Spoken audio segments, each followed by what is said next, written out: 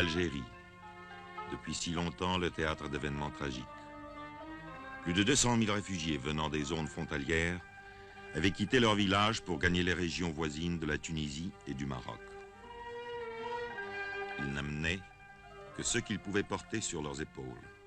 Depuis lors, pour survivre, ils n'ont pu compter que sur la charité et la générosité de leurs frères humains.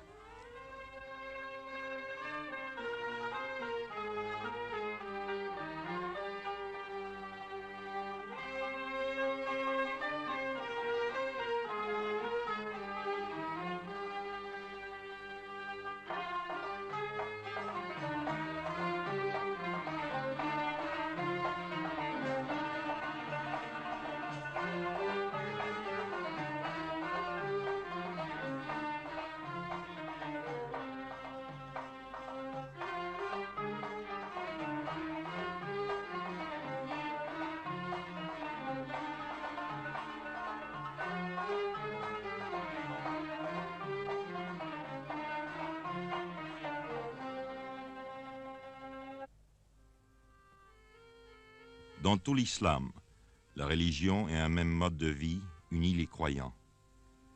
Pour le peuple musulman, une parole du prophète exprime le sentiment de leur solidarité. L'homme est à l'homme comme la pierre est à la pierre qui donne à l'autre et reçoit de l'autre la force qui fait la solidité de l'édifice. Lorsque venant d'Algérie, les réfugiés arrivèrent, ils n'eurent rien à demander. La population locale partagea son pain avec eux. On les reçut comme des voisins chez des voisins.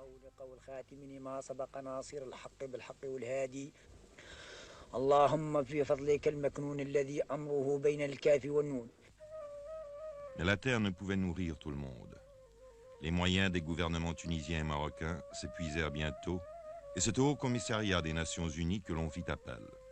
Sur sa requête, le Comité international de la Croix-Rouge apporta les premiers secours. Puis, la Ligue des sociétés de la Croix-Rouge et le Haut-Commissariat organisèrent une opération plus vaste.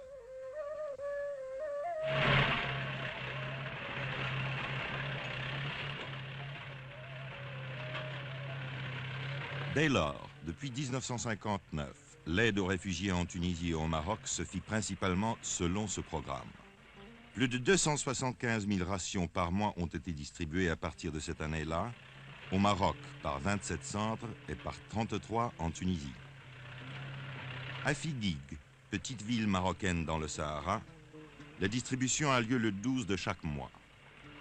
L'équipe arrive la veille au soir après des heures épuisantes de voyage sur les rudes pistes du désert. Le chef d'équipe, un Suisse, fait le point de la situation avec le caïd. Une bonne partie des 4000 réfugiés qui touchent leur ration à Figuig vit dans le désert, certains même à 100 km de la ville.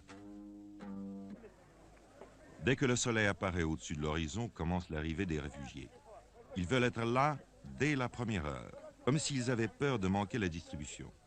Dans certains grands centres où la distribution dure 2 ou 3 jours, les gens font la queue pendant tout ce temps-là, mangeant et dormant en plein air. Quand l'équipe arrive au lieu de la distribution, elle s'entoure d'une clôture de barils vides.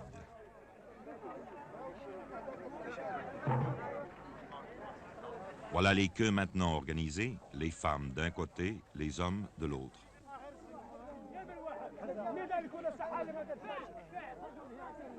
Ils observent très attentivement les préparatifs. Les rations sont-elles toutes les mêmes? Ne manquera-t-il rien? Mais l'atmosphère générale est plutôt à la bonne humeur, même si parfois il faut intervenir pour prier quelqu'un de reprendre sa place dans le rang. Les vieux sont assis en cercle au milieu. Dans toutes les communautés musulmanes, les plus vieux chefs de famille sont entourés d'un grand respect. C'est pourquoi on leur laisse la priorité.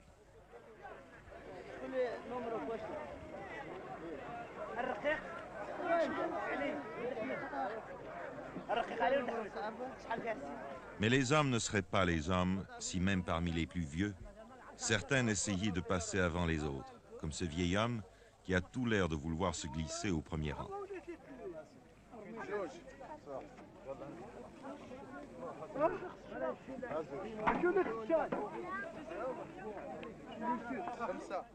Chaque membre de la famille touche 120 grammes de savon.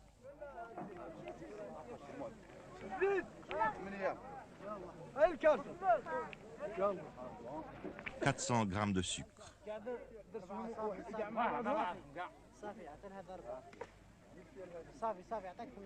400 grammes d'huile comestible, en fait la seule matière grasse utilisée dans la cuisine arabe. Les quarts de ration sont chaque fois soigneusement pointés. Les vieux servis, vient le tour des autres. À une certaine époque, les femmes étaient servies d'abord, mais à Figuig, les chefs de famille malins envoyaient tous leurs femmes, et les hommes qui venaient des lieux les plus éloignés devaient attendre jusqu'à la fin. Aujourd'hui, 10 hommes passent après 10 femmes. Remarquez, les femmes sont toujours les clientes les plus difficiles. Une hésitation de la part d'un homme du Croissant Rouge suffit à leur délier la langue.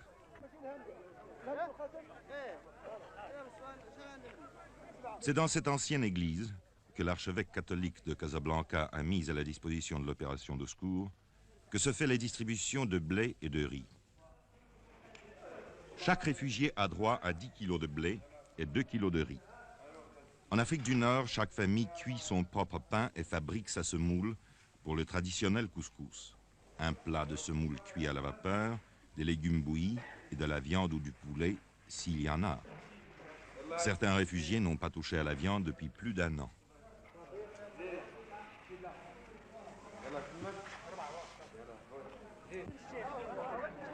Autour de l'église, les enfants pauvres du pays viennent glaner les grains tombés.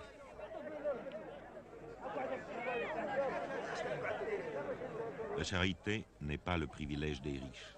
Les réfugiés aussi partagent avec les autres.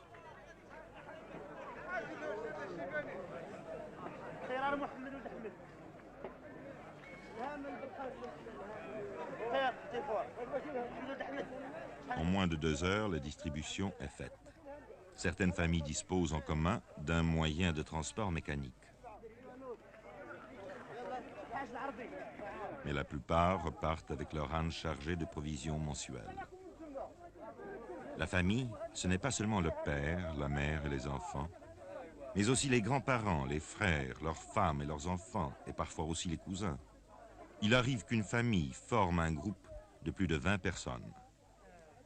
À travers les rues principales de Figuig, les caravanes repartent, formant une longue procession.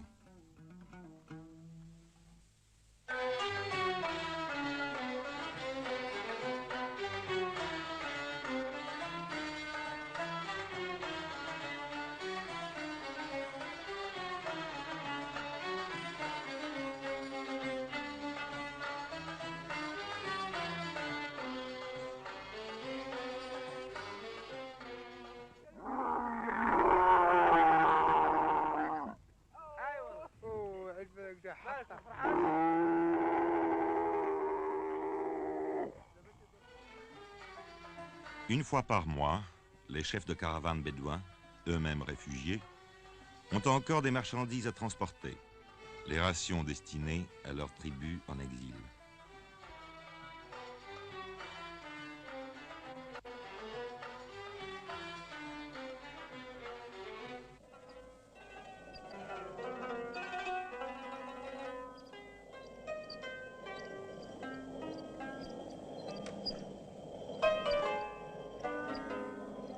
Aujourd'hui encore, on utilise des meules comme celles que l'on a découvertes dans les ruines romaines d'Afrique du Nord. Le blé vital. Le blé vital amené d'au-delà des mers dans les ports d'Afrique du Nord, emmagasiné, distribué, moulu, cuit, mangé. Le blé vital et les autres aliments ont créé l'union entre des peuples de races différentes.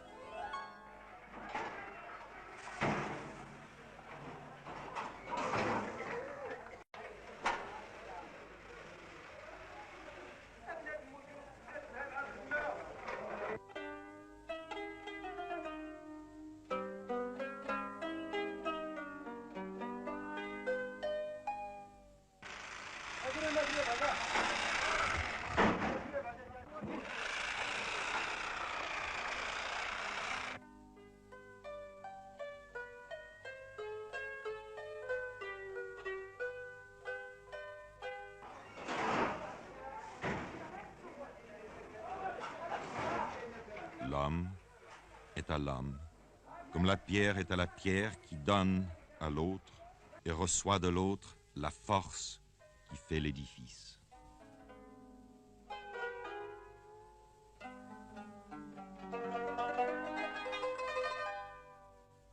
Cet élan ne s'est pas interrompu au cours de toutes ces années.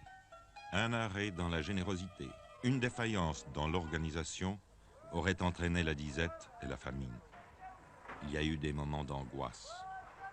Le coût annuel de l'opération, 8 millions de dollars, peut ne pas épuiser les limites de la générosité humaine, mais encore, faut-il les trouver?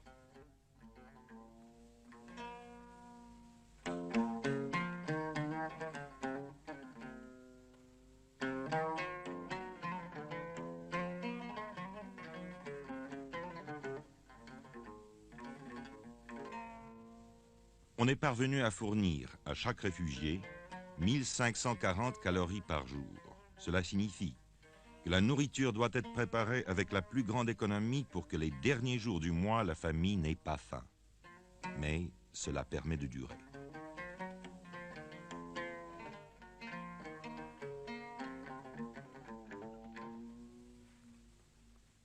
Dans les montagnes, les réfugiés construisent eux-mêmes des gourbis. Un toit de feuilles sur un châssis de branches, le tout posé sur un mur circulaire, fait de boue ou de pierre, un trou servant d'entrée. Dans les plaines et le désert, les réfugiés vivent sous les tentes qu'ils ont généralement construites eux-mêmes dans le style traditionnel. Quelques nomades sont arrivés avec le reste de leur troupeau. Cette famille possédait plus de 300 bêtes, mais la plupart furent tuées ou moururent pendant l'exode. Voilà ce qu'il en reste. Une douzaine de chèvres et de moutons qui donnent un peu de lait et de laine, mais qui symbolisent aussi l'espoir de refaire un nouveau troupeau. Pendant la saison des pluies, les réfugiés coupent dans la plaine l'alpha qu'ils troquent contre un supplément de nourriture. On tisse aussi des nattes d'alpha sur des métiers procurés par l'opération de secours.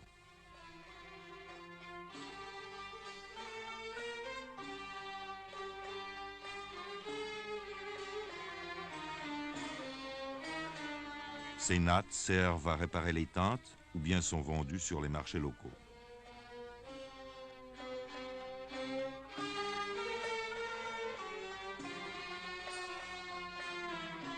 Dans les collines et les montagnes, les réfugiés ont le droit de couper les broussailles mortes.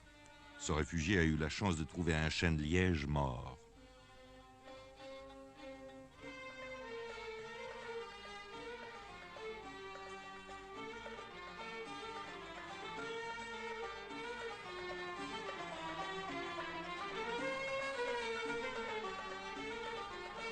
Il y en a assez pour en vendre une partie sur le marché de la ville la plus proche.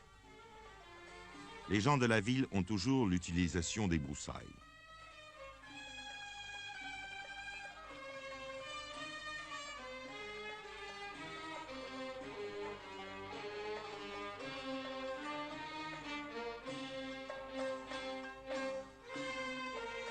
L'offre est acceptée, le marché conclu. 250 millim pour une charge de bois, 2 nouveaux francs 50, à peine un demi-dollar. Le seul argent que cet homme ait eu entre les mains depuis 2 ans. Une aubaine. Maintenant, il peut ramener chez lui quelques épices et du thé. Mais la condition générale, pas d'argent, pas de travail, pas de terre, et l'angoisse en face d'un avenir incertain. Voilà ce qui rend l'exil lourd à tous les réfugiés, qu'ils soient en Europe, en Asie ou en Afrique.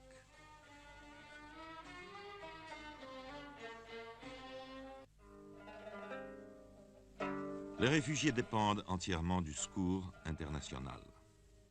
Dans ces conditions, un régime de 1540 calories par jour est souvent tout ce qu'on peut leur donner. Et 1540 calories ne suffisent pas aux enfants en pleine croissance. Or, les enfants constituent plus de 50% des réfugiés.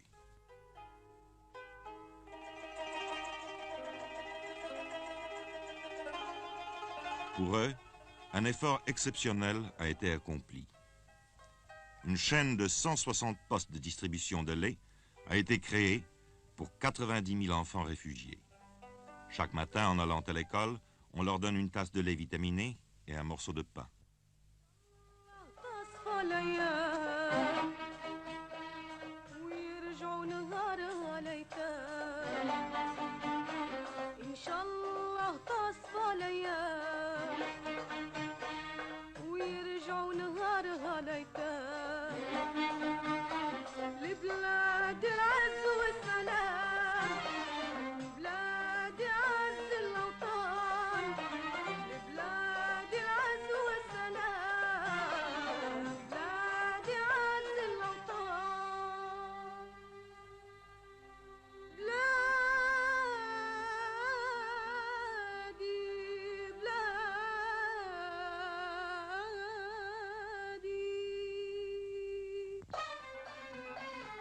Aujourd'hui, les enfants réfugiés sont pleins de vigueur et de santé. C'est joyeusement qu'avant de se rendre à l'école, ils passent au centre de distribution. Les autorités tunisiennes et marocaines ont permis l'accès de leurs établissements scolaires à tous les enfants réfugiés. Mais, dans certains cas, il a fallu avoir recours à l'aide internationale pour améliorer les possibilités dans ce domaine.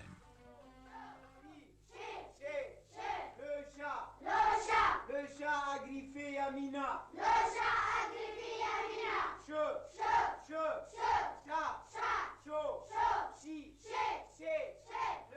Il y a tant d'élèves que les cours sont donnés en 2 équipes. Mais la soif de connaissance est si grande que d'habitude le groupe de l'après-midi va au cours du matin et reste dehors pour l'entendre. De la même façon, le groupe du matin assiste au cours de l'après-midi.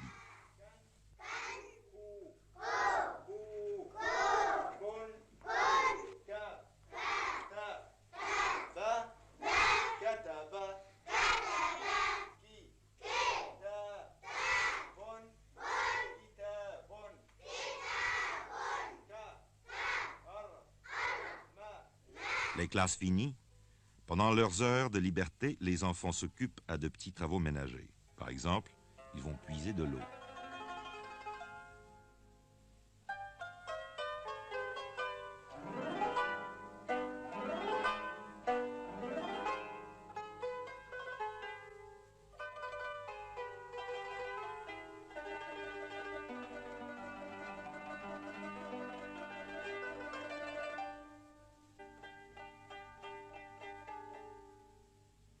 Mais comme tous les enfants, ils aiment jouer, même si les jouets sont rares.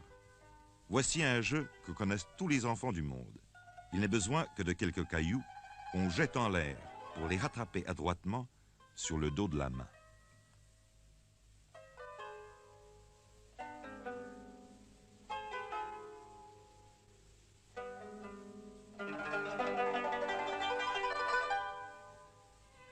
Dans les régions montagneuses et sur les hauts plateaux, là où les hivers sont très rigoureux, une autre opération a été mise en train en 1960. À l'heure du déjeuner, les enfants se rassemblent devant la tente du Croissant Rouge et on leur donne un bol de soupe bouillante et un morceau de pain.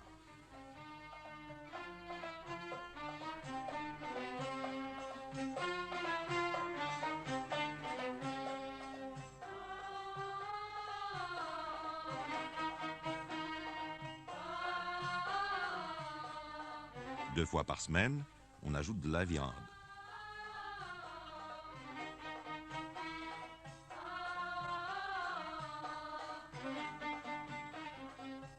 Pour que maman sache qu'il a bien mangé sa soupe, on fait à l'enfant un petit signe sur la main.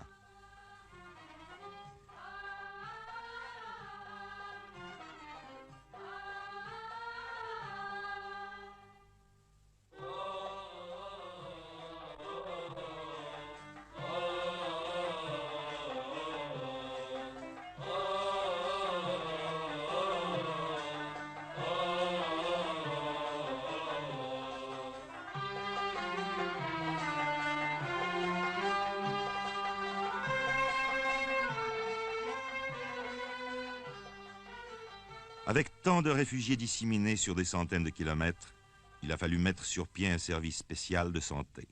Des médecins font des tournées régulières. Les maladies les plus courantes sont le trachome, le paludisme et la tuberculose. Leur fréquence aujourd'hui a été ramenée à des proportions normales pour la région. Mais c'est là une longue bataille menée, qui fait partie de l'effort nécessaire pour élever le niveau de vie général.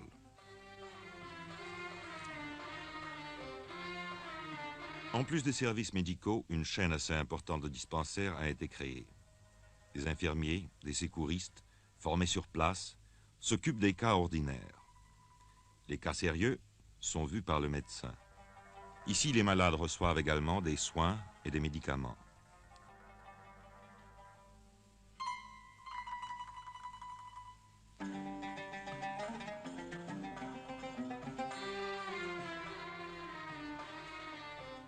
Ce service sanitaire est très apprécié par les réfugiés.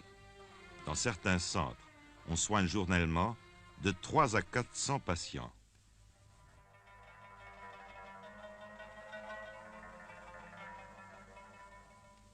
En Afrique du Nord, l'hiver, il peut faire très froid. En 1961, il est tombé dans cette région près de 2 mètres de neige. En hiver, les réfugiés restent à l'intérieur autour du feu. On leur a distribué des dizaines de milliers de couvertures et des centaines de tonnes de vêtements usagés. Et pourtant...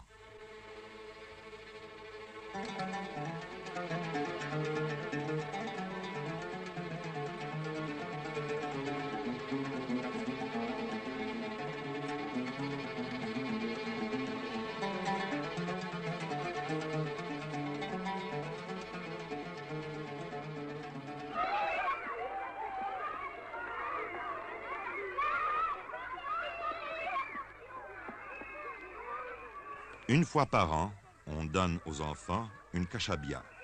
Il s'agit d'un vêtement à capuche qui les tiendra bien au chaud.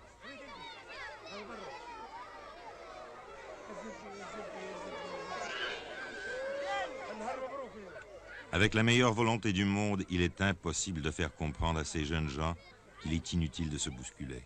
Mais les enfants sont trop excités. Ils ont trop peur qu'en fin du compte, il n'y ait plus assez de kashabia pour tout le monde. Si quelque chose peut décrire l'extrême dénuement de ces enfants, leur dépendance totale d'une aide extérieure, c'est bien cela. Cette crainte de voir la générosité se tarir quand leur tour viendra.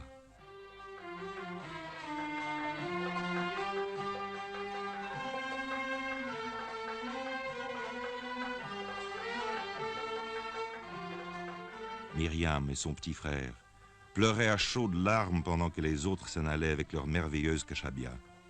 Ils étaient les derniers. Mais il en reste encore. Pour lui, pour elle. Et maintenant, on sourit presque.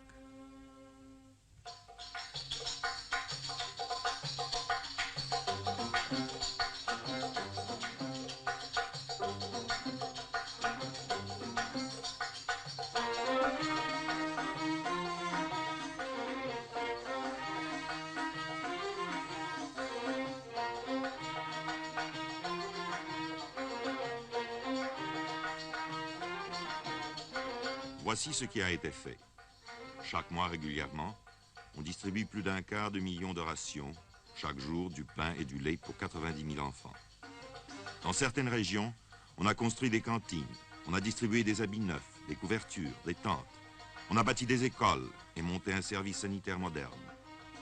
Cette opération a obtenu l'appui de 65 nations, grâce aux sociétés de la Croix-Rouge et du Croissant Rouge, de Lion et Soleil Rouge, aux agences bénévoles, aux contributions financières des gouvernements, des groupes privés ou de particuliers.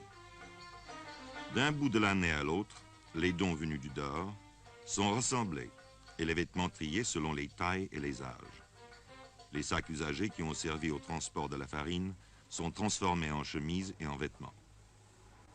Ce travail est accompli par des jeunes filles réfugiées dans un centre d'apprentissage du Croissant Rouge d'Oujda au Maroc. Le cours est très attentivement suivi par ces adolescentes. زيدي هكذاك انا ديري 5 ديري 4 بالرز. le retour au pays natal, est le seul avenir pour ces jeunes enfants et leurs parents.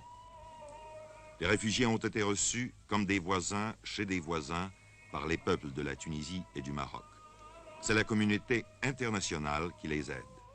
Mais leur véritable vie n'est pas ici, où ils ne peuvent ni travailler ni s'implanter. Et tous, du reste, désirent retourner chez eux dès que cela sera possible.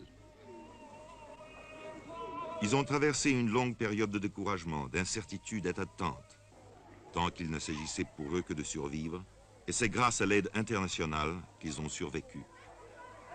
Cette aide internationale leur a aussi permis d'envisager l'avenir avec confiance, car ils savaient qu'ils n'étaient pas abandonnés. Aujourd'hui, le retour au pays natal approchant, de nouvelles questions, de nouvelles difficultés leur apparaissent. Car le pays où ils retourneront aura été abandonné pendant des années. Les puits seront écroulés, les maisons auront été détruites, la terre sera retournée en friche. Pour tout le monde, y compris les enfants, ce sera une épreuve. Il faudra donc continuer l'aide internationale jusqu'au moment de leur retour, afin qu'ils demeurent en bonne santé physique et morale pour aborder la période où ils devront entreprendre de reconstruire leur vie. L'aide internationale devra faciliter le passage de la vie oisive du réfugié au devoir sévère qui exige la participation de chacun en tant que membre d'une communauté vivante. Un troubadour chante l'avenir à des enfants rassemblés. Ceux qui vous ont donné, dit-il, l'ont fait avec joie. En retour, vous leur donnerez votre gratitude. Vous vous efforcerez d'oublier les temps amers et de faire en sorte que la compréhension puisse régner entre les peuples.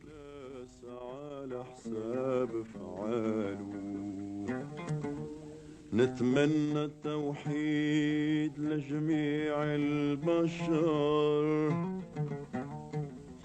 في عالم سعيد تزيان أحواله